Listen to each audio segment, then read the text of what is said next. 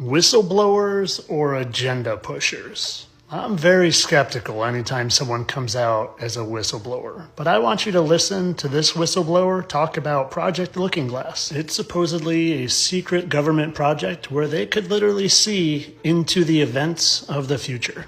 Now I know that can sound extremely far-fetched and even science fiction, but there are thousands of documented cases of people having near-death experiences and experiencing some sort of screen that is showing them their past life. So maybe the elites of the world just found a way to tap into that ether or that energy that can literally show you past or future events. Now, like I said, I'm skeptical of whistleblowers, but I want to let you listen to what he has to say about this project and then give you some thoughts. And just to catch you up to where I'm jumping in is this project, they feed information into it and they keep getting the same end result. No matter what information they feed into it, there's an end result that they cannot avoid.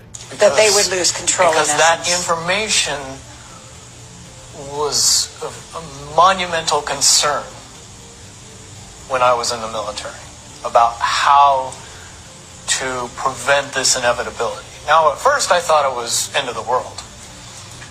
Now I see end of the world as end of their world. Now, by their world, he means the psychopathic elites that have been controlling this place for too long. There is an inevitable event. It's been forecast, it's been predicted, it's been fed to us in a slop trough of what they want us to believe will happen. However, they don't actually have control over what happens. They only have control over the reaction, and it seems that no matter what they try to do to cause their desired reaction, it's going to have an opposite effect. Now, it's much, much easier for me to explain today what that process is as opposed to back then. But if I had to give it a name, I would say it's the awakening process. It's an evolution of consciousness that cannot, will not, and no matter what decisions or possibilities are injected into the equation, eventually it all resolves down to us all learning the truth and becoming aware of this massive dam of lies that has been built that keep us from knowing massive volume of information. Any attempts to try to go away from this one inevitable conclusion, I again see as a new beginning, an end of this reality, the beginning of something that we can't even possibly understand based on the level of our beliefs currently. But when all that information comes flooding out, there's going to be no denying what's true and what's a lie or what's illusion. Now, I have been a big believer of exactly what he is saying for a while now. I think something big is coming. I think an awakening is coming. And I think potentially that is exactly why the elites are building underground bunkers.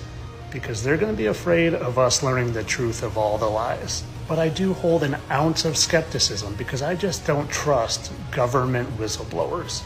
But honestly, as ridiculous as this sounds, I do think there's probably a lot of truth to this, especially because they put the truth right in movies, and I'm going to explain what I mean. If you don't realize this already, they invert all the movies, where the bad guys are really the good guys and the good guys are the bad guys. Case in point, Thanos is a representation of God, and all these guys that are supposed to be heroes, they're actually representations of the fallen angels. And well, if you've seen Infinity War, they have a scene that reminds me exactly of what this entire Project Looking Glass is talking about. Excuse me? But does your friend often do that? Strange. You all right?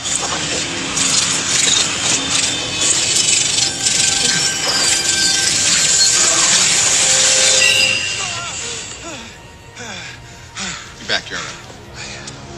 Hey, what was that? Went forward in time to view alternate futures, to see all the possible outcomes of the coming conflict. How many did you see? 14,605,000. How many did we win?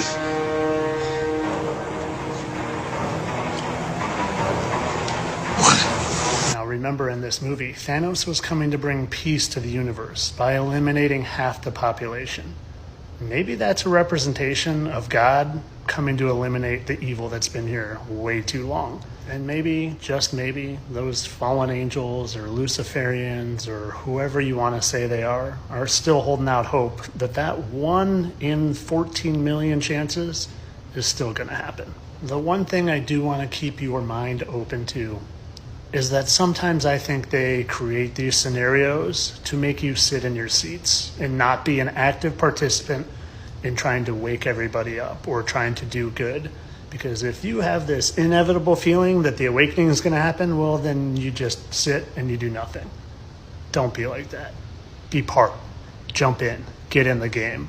Be part of this. There is something big going on here, and we need your help. And all of this was for entertainment purposes, of course.